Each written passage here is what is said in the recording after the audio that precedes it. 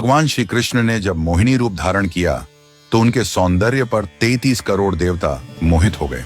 सभी देवताओं ने मन में यही कामना हुई कि ऐसी सुंदरी उनकी पत्नी बन जाए, परंतु केवल एक देवता ऐसे थे जिनके मन में मोहिनी के प्रति इस तरह का भाव नहीं आया। वे थे सूर्यदेव। सूर्यदेव ने मोहिनी रूप को देखकर मन ही मन कहा, यदि ये मेरी पुत्री बन जाए तो मेरा जीवन धन्य हो जाए। सूर्यदेव की इस भावना को समझकर भगवान श्री कृष्ण ने उनकी ओर कटाक्ष किया और संकेत किया कि उनकी इच्छा पूर्ण होगी। समय बीतने के बाद सूर्यदेव ब्रजभूमि में वृषभानु महाराज के रूप में अवतरित हुए। वृषभानु जी ने तपस्या की और ब्रह्मा जी से प्रार्थना की कि उन्हें ठाकुर जी की पुत्री के रूप में प्राप्ति हो। ब्रह्मा जी ने उनकी प्रार्थना को श्री हरि तक पहुंचाया।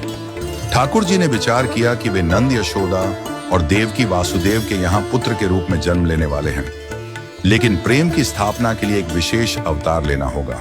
ठाकुर जी ने अपने रूप को दर्पण में देखा और उस दर्पण में उन्हें ऐसा रूप दिखाई दिया जो स्वयं ठाकुर जी को भी मोहित कर गया। यह रूप ठाकुर जी का ही स्त्री रूप था। उन्होंने इस रूप को स्थिर किया और लक्ष्मी जी के वस्त्रों, आभूषणों और श्रृंगार सामग्री का उपयोग करके इस दिव्य स्वरूप को सजाया। जब यह स्वरूप पूर्ण हुआ तो ऐसा प्रतीत हुआ मानो सूर्य और चंद्र का एक साथ मेल हो गया हो। यह दिव्य तेज इतना अद्भुत था कि स्वयं ठाकुर जी भी नेत्र मूंने को विवश हो गए। जब उन्होंने नेत्र खोले तो उनके सामने श्री राधा रानी का दिव्य स्वरूप प्रकट हुआ।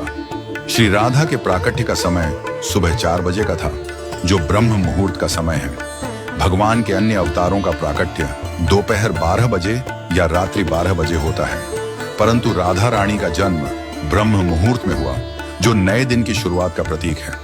यह इस बात का संकेत था कि प्रेम का प्रकाश संपूर्ण विश्व में फैलने वाला है। राधा रानी के अवतरण पर वृषभानु महाराज और कीर्तिदा माता के घर उत्सव मनाया गया।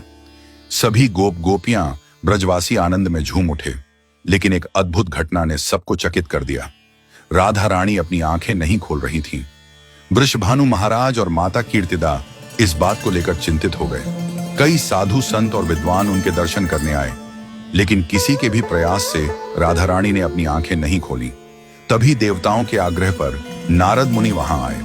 उन्होंने राधा रानी के पास बैठकर उनकी स्तुति की। नारद मुनि ने जैसे ही स्तुति गाई, राधा रानी ने पहली बार अपनी दिव्य नेत्रों से नारद मुनि की ओर देखा। उस समय राधा रानी का स्वरूप ऐसा था मानो मृग नयनी सुंदर बालिका अपने पालने से झांक रही हो। यह दृश्य देखकर नारद जी आनंद से झूम उठे।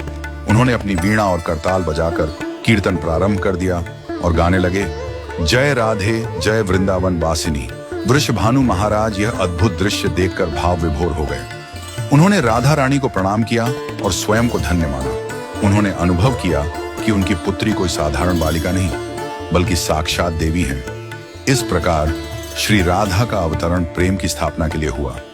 ठाकुर जी ने ज्ञान, धर्म और वैराग्य की स्थापना के लिए कई अवतार लिए, लेकिन प्रेम की स्थापना के लिए श्री राधा का अवतरण हुआ।